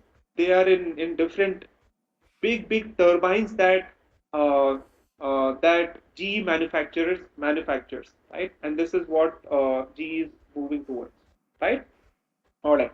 Shall we cover the last case study? After that, we'll move to the live bonus. We are already 5 minutes past the time, but I hope, as a big data consultant, things are making sense to you, right? Can you feel the power of consulting now? That we are talking about something we spoke about, that 99% of the people in India are not sure ROI, right? Are we clear now with the ROI bit? That what is the return on investment I'm getting by implementing big data? Now we are clear about that. Finally, let's move to the last system. We are now moving to government, right? Government is looking for a single view of its citizen. Can you relate to this thing? This, what is this image of Aadhaar, right? So Indian government says that we have a population of 1.4 billion people, and we do not even know who our citizens are, where they are, and all the data about our citizens is fragmented. What's the challenge with fragmented data of 1.4 billion? What's the challenge with fragmented? When we talk about fragmented data, we only talk about organization. But organizations have just 2 lakh people, 3 lakh people, 1 lakh people. But we are talking about 1.4 billion people. Duplicate records, very good. What else? Can't analyze patterns, superb. When you have fragmented data, passport is linked to something else, and then your PAN card is linked to something else, and then your mobile connection is linked to something else, and your gas is linked to something else, and everything is linked to something else. Then what happens? Very good. You have fraud issues. What else? You can't identify easily. Very good. What else? Government cannot make policies. Can the government make policies which are like long-term policies based on where things are absolutely no centralized information is possible? What else? Inefficiencies. What else? Leakages, corruption. I don't even know whether the pension reached to a particular widow in Bihar, because I don't even know whether she exists. So the government in the center needs to know each of the citizens living in the remotest part of the country, what they are doing, how they are doing. It seems a little scary also that now you can't escape government at all, but it's amazing, right? That you can have this amazing thing. Now you are consulting as an IBM consultant on big data, Indian government. What solution are you going to recommend to Indian government? And I want to have a system wherein I can store 1.4 billion photos of my citizens as well, apart from all this information, right? Absolutely, right? Fantastic. Hadoop. And this is where our Aadhaar system of India also runs. Isn't that amazing? Aadhaar, such a big mammoth project, runs on Aadhaar. But what is one thing that you will take care of while implementing? So what are some of the things that you will tell the government? That not only do you need to store the data of so many people, because, and that is my concern also, that Indian government right now is at that stage where it has a lot of this data, but I'm not sure how much time and effort is being put into analyzing the patterns. Government is collecting a lot of data, but I'm not sure how much time is being spent. So Indian government right now needs 500 data scientists and analytics expert minimum to at least see that what are the patterns that are emerging, right? Number one, and data security. So as a big data consultant, I will not only focus on this, but I will focus on the security aspect, because like the way in Facebook's case it is going, every company would want access to this 1.3 billion data of all its citizens, isn't it? Does that make sense to everyone?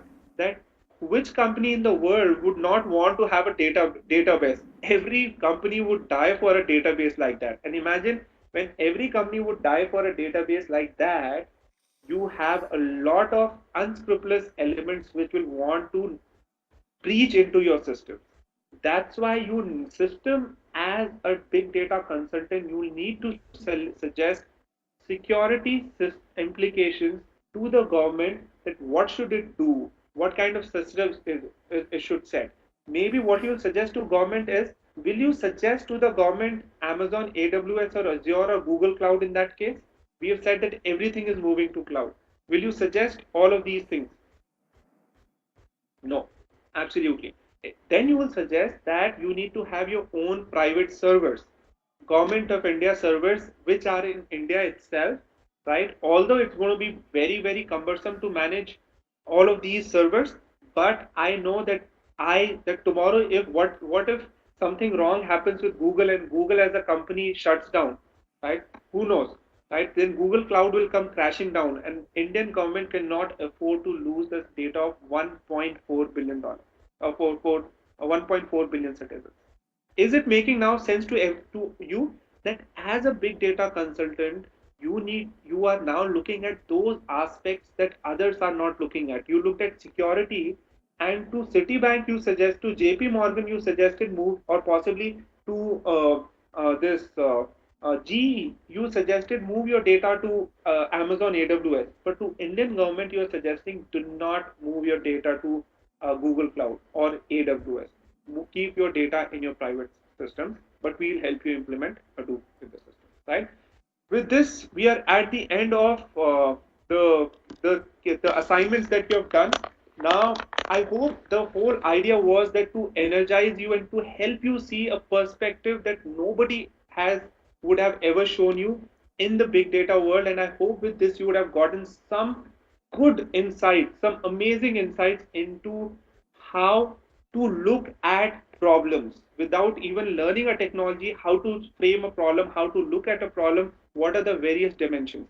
Give me a yes if this was super helpful and you were like, now this is one of the best sessions that I've attended this year, right?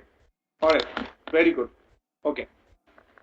Super say be super. Right? Thanks, guys. So it's been possible because I was just helping you guys.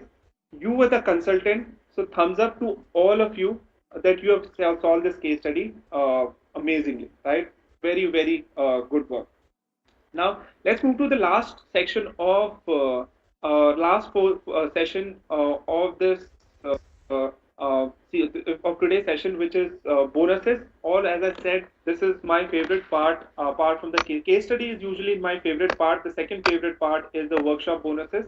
These are essentially bonuses that you would have heard me talking about in the video. I'm going to be giving you a lot of courses, absolutely free courses, live upgrades. So this is what the bonus means. This is applicable during the session and available to all the workshop attendees, right?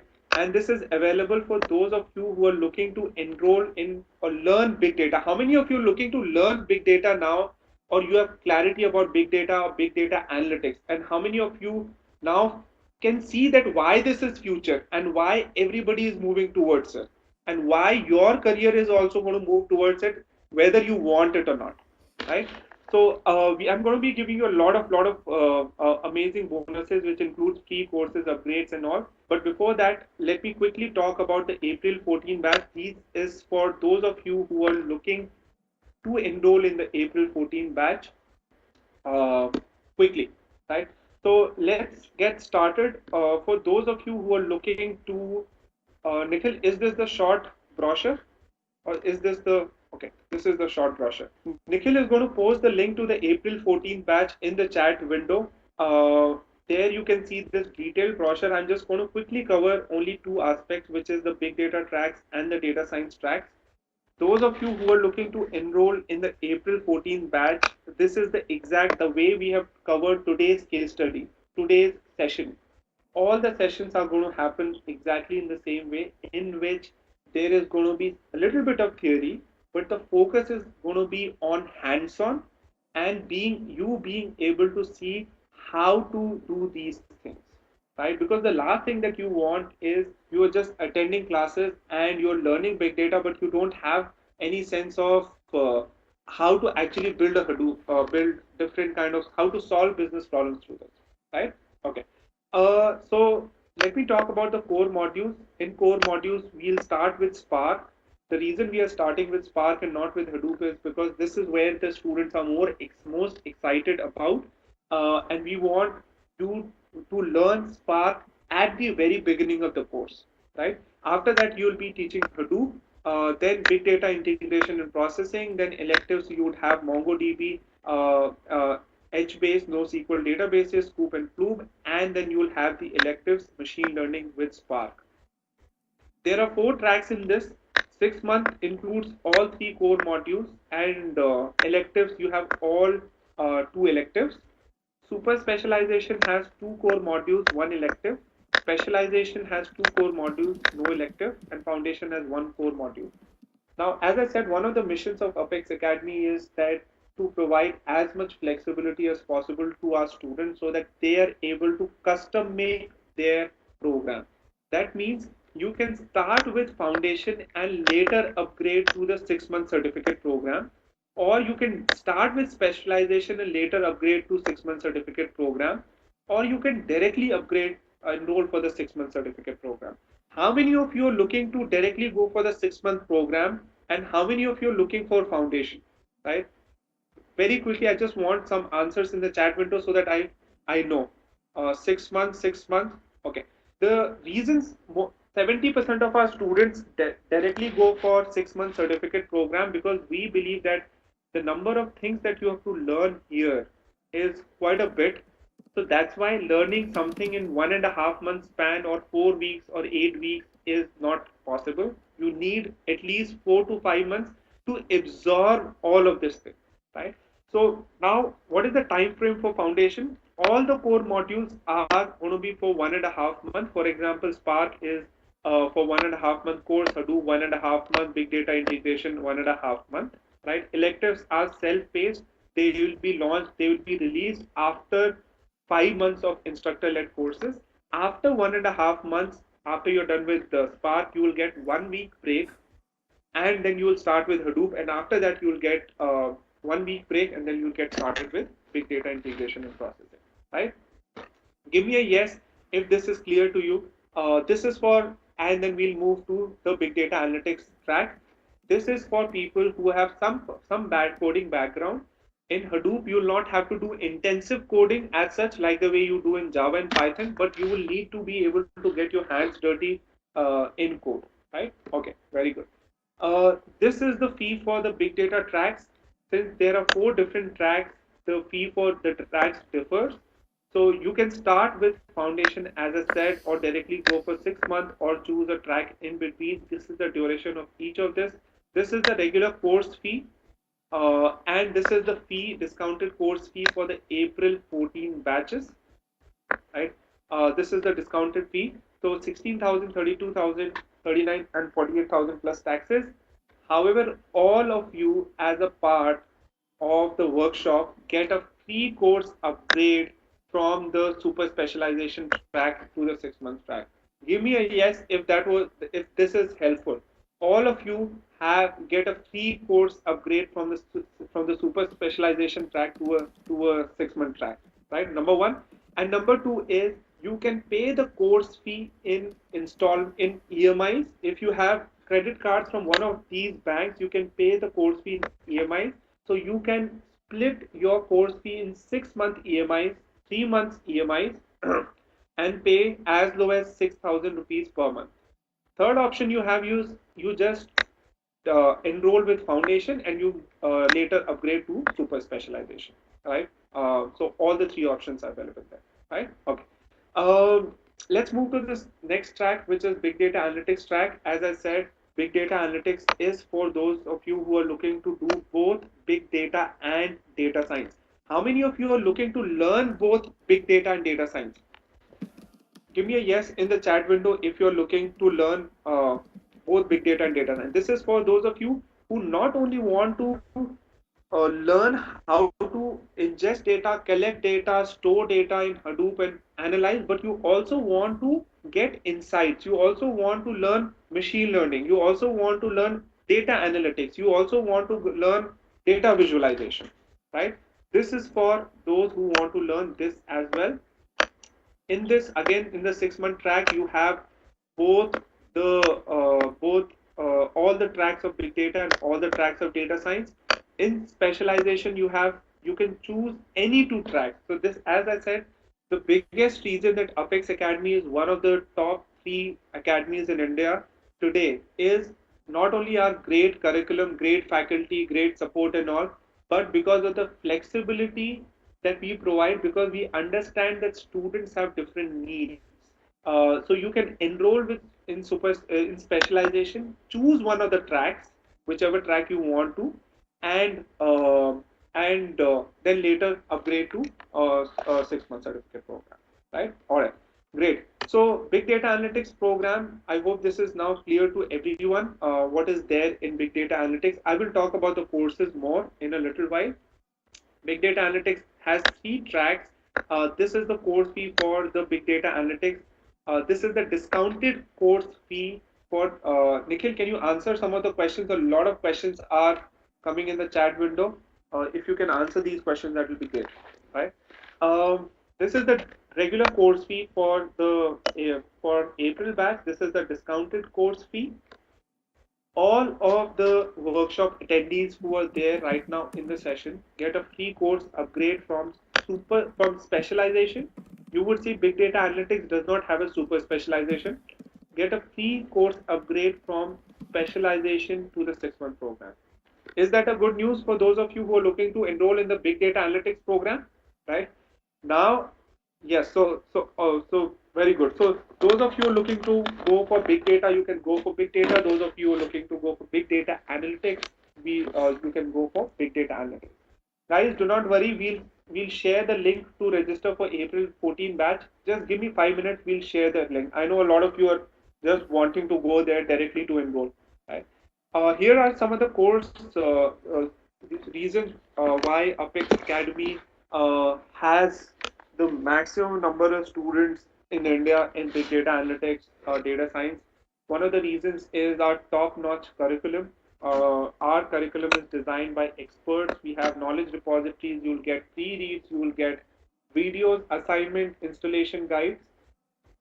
More importantly is the way you will learn. This is not a recorded content.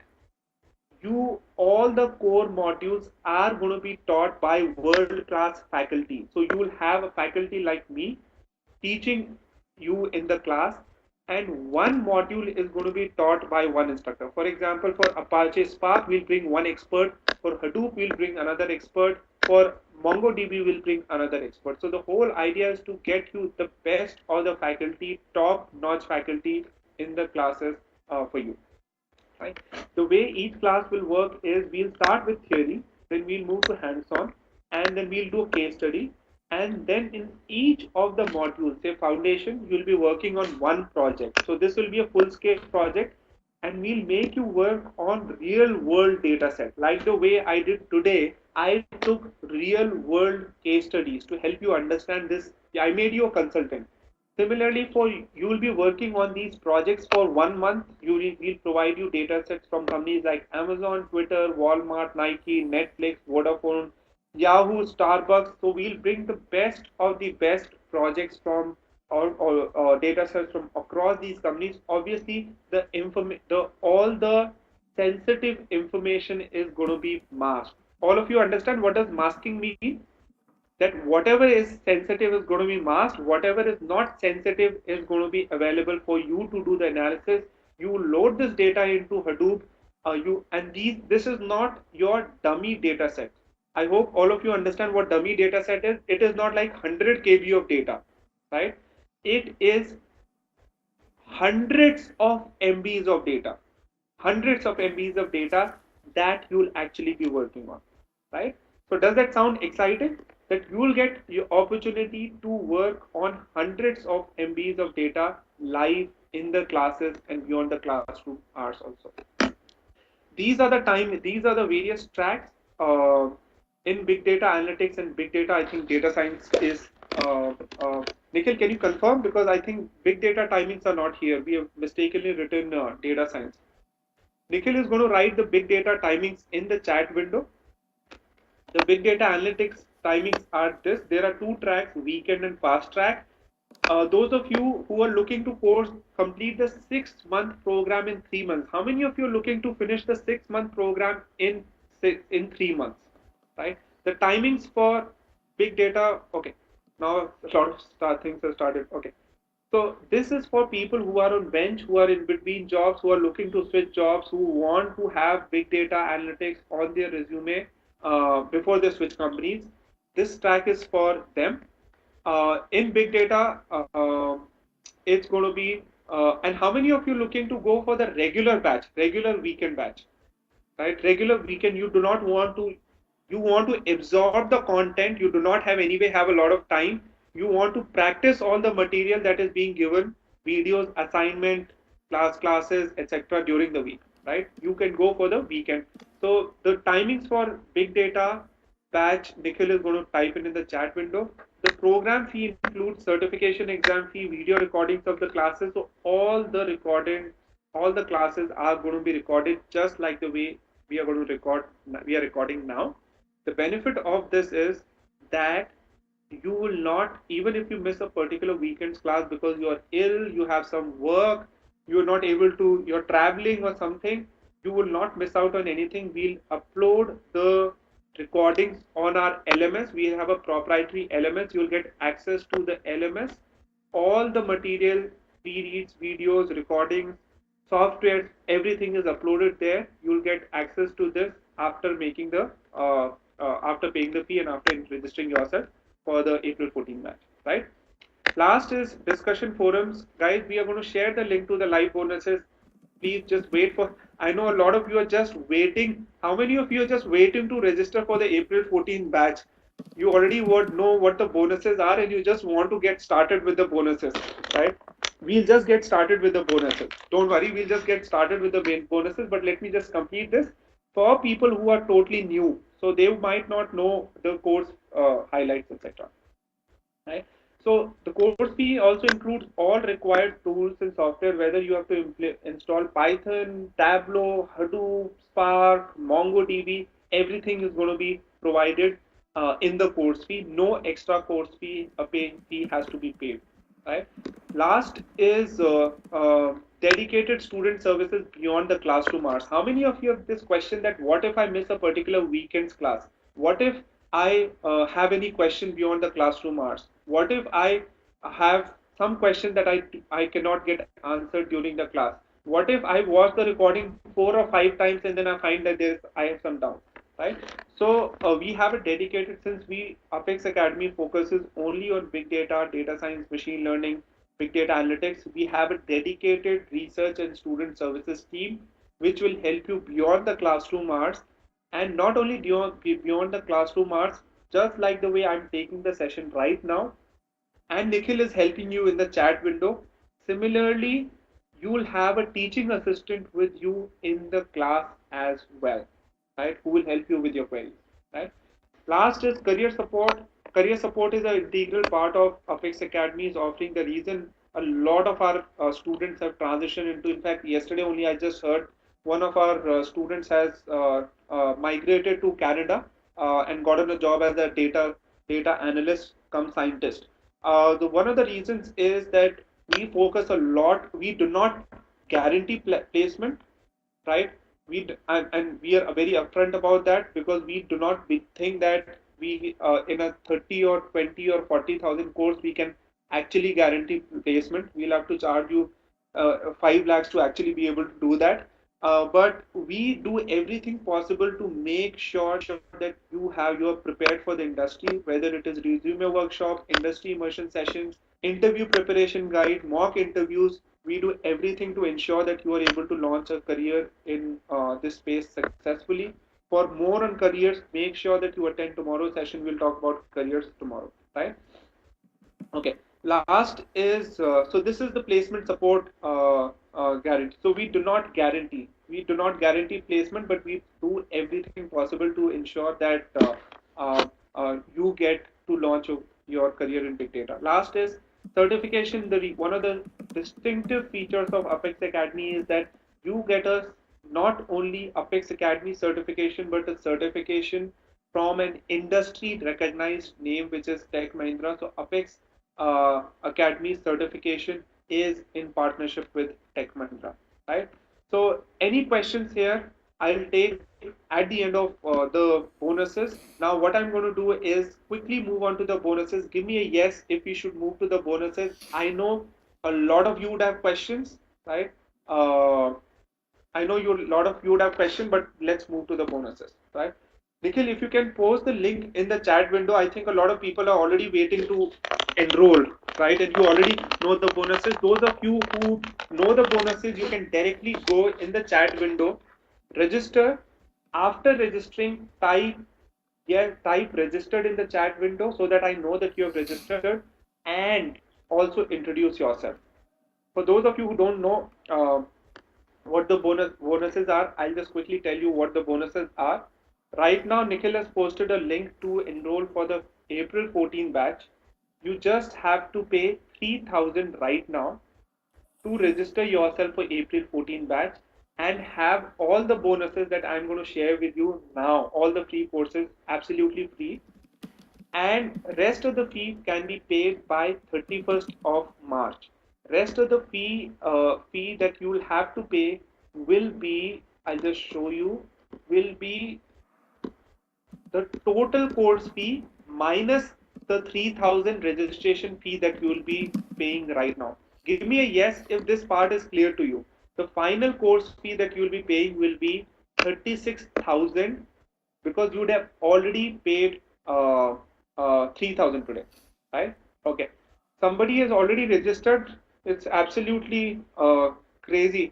We have just shared the link and people have already registered, right? So for those of you who are looking to enroll in the April 14 batch, I'll just quickly share I'll quickly share what the bonuses are. And those of you who have already started registering for April 14 batch, type in registered in the chat window and quickly introduce yourself. For example, Dakshani is already registered. It just amazes me how fast people can be. So that we know that you've registered. All right. Okay. So let's start with the bonuses. Are we good? Can I get started with the bonuses? Because a lot of you would already not know what the bonuses are. Let me get started. The first three bonuses that you're getting is free personalized resume review and booster session. As I said, one of the important reasons that our students are able to crack jobs successfully is because we provide resume sessions, booster sessions, templates that will help you position your resume in the right possible way. For example, a lot of you would have this question that how will I craft my resume to be shortlisted for big data roles? How many of you have that question? I am in X background. How do I may shortlist my? How do I craft my resume? What are the things I should put? How should I highlight the projects that I'll be working on? Right? We'll help you do all of that in these sessions. Second is free branding as analytics leader for people with 10 plus years of experience who are looking to become consultant leaders in this space. We'll help you in branding you. Third is free opportunity to become a teaching or a research assistant with us. Those of you, since we keep on working on a lot of amazing projects across industry, those of you who want to collaborate on one of these projects or want to work on one of these projects with us, you will have that opportunity to work on some of these research projects with us, right? So give me 1, 2, 3 in the chat window. Which of these three bonuses did you find the most useful? All different all of you will have different bonuses that you'll find useful or helpful. I just want to see that which one did you find helpful. Okay. Next is, shall you move to the, some of you have written all three. Okay. So let's move to the to the next bonus because we have quite a few. So let's move to the next bonus is free course upgrade. As I already said, you enroll for super specialization and you get a free course upgrade to the 6-month certificate program, right? You do not have to pay 48,000. You just pay 39,000 plus taxes. You are getting free course upgrade. This is for all the workshop attendees who are registering right now in the session. Second bonus is again which is what people love, that one free module of the track you are not enrolling for. How many of you noticed this, that in big data track you have, for example, in big data analytics track you have, let me show you where is big data analytics. How many of you noticed that in big data analytics track you had a lot of tracks but you had machine learning with Spark missing? How many of you noticed that? Because it is a part of the core big data module elective, right? So if you want to take one elective from a course that you're not enrolling in, we will provide you access to this course. You can enroll for this course free of cost. The course for the fee of this is 20,000. You will not have to pay separately for these courses, right? Give me a yes if this is clear to you, that both the bonuses are clear to you. The final fee that you'll have to pay is 39,000, and you will not have to pay for the extra module that you want to go for, right? Yeah. All right. Shall we move ahead? Now comes my favorite set of bonuses, because this is my favorite bonus. That what you would have seen after doing today's case study is that biggest challenge is that most of the people are not able to implement big data analytics or analytics in industry scenario, and none of the training institutes, none of the academies across the world teach that. How many of you have gone through such trainings where they taught you a lot of theory but they did not teach you that how to apply this in context, how to apply this in BFSI, how to apply analytics in retail, how to apply analytics in healthcare, how to apply analytics in marketing, right? So these boot camps are for those of you who want to see applications of this in your particular industry. All of these boot camps are instructor-led boot camps in which we'll bring top experts to teach these boot camps.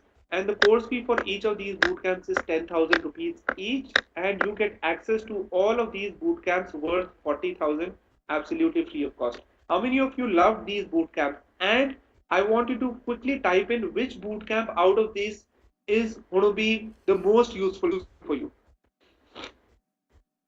Most of our students attend all of the boot camps, but for different people, different boot camps is going to be useful. One, marketing analytics, healthcare analytics, financial analytics, retail analytics, healthcare analytics. Great. So you can attend any of the boot camps or all of these boot camps. These are instructor-led boot camps.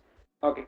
Last is machine learning on cloud bootcamp. As we said that a lot of big data is moving to cloud. You have access to the cloud bootcamps. Big data on AWS bootcamp absolutely free.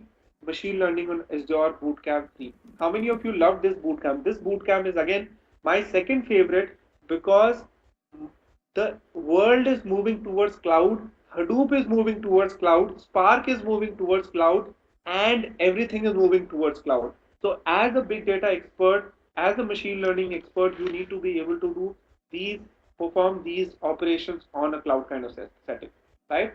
Right? How many of you love this bootcamp the most? Because this is something that you see can be instantly very valuable to any particular employer, right? All employers, all companies are going to really, really value this bootcamp, right? And last is free lifetime access to live webinars and workshops. at Apex Academy, the reason we are one of the top three academies in India in data science and machine learning, and that too we become one of the top three just in a span of 2 years, is because we do a lot of these industry events. We do a lot of these sessions which are attended by hundreds of people, like the way we are right now.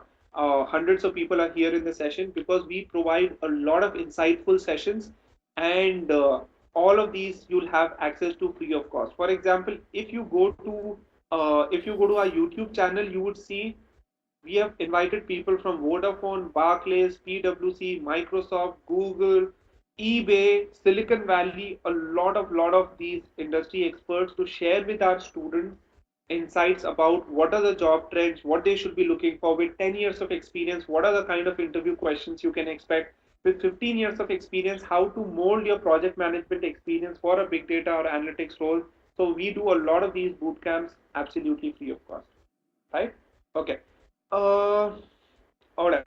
So now I'll just quickly repeat these bonuses. And now what you have to do is you have to go to the link to enroll for April 14th batches, and and type in registered in the chat window once you have once you have enrolled. Right now you have to pay only 3,000, right? And rest of the fee you can pay by 31st March, right? Okay. Now one quick question.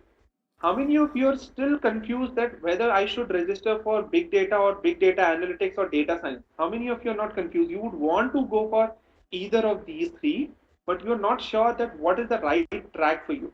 Tarun says, I'm confused. Who else? That you want to go for one of these three, but you're not sure. Okay. So the good news is that right now, by registering for April 14 batch, your what will happen is you'll get first of all an automatic confirmation email that which says that you have which will have mention of all of these bonuses. Then in the coming week, you will get a call from our academic services team. We'll take all your profile details and we will help you figure out the right course, right? Does that make life easier for you? We will help you choose the right course for you, whether it is big data, whether it is data science, whether it is big data analytics. We will evaluate your profile. Most likely you would have already decided, but it's always good to cross validate. It's always good to check whether you have made the right decision, and we'll help you make that decision in that call in the coming week. And we'll also let you know any other updates, and whatever questions you have you can ask us Yeah, in the call, right? So right now the link is yeah, active. It's 11:1:10. What we are going to do is we are going to uh, finish the session at 1:20. Please keep on uh, registering, and please keep on typing in the chat window registered and introduce yourself, so that at least I can say hi to you. I can say give you a high five. अभी बाद Uh, में call करता हूँ uh, मैं. I can what you call that. I can know who all have registered. Dheeraj says, I have registered. I'm Dheeraj and registered. Dheeraj, welcome to the April 14th cohort. If you can quickly introduce yourself, I would really appreciate. Jiten says, registered. Jiten, I would love to know you better. Guys, if you just give me your name and says registered, that is of no use. I want to know what your company is, what your current organization is, and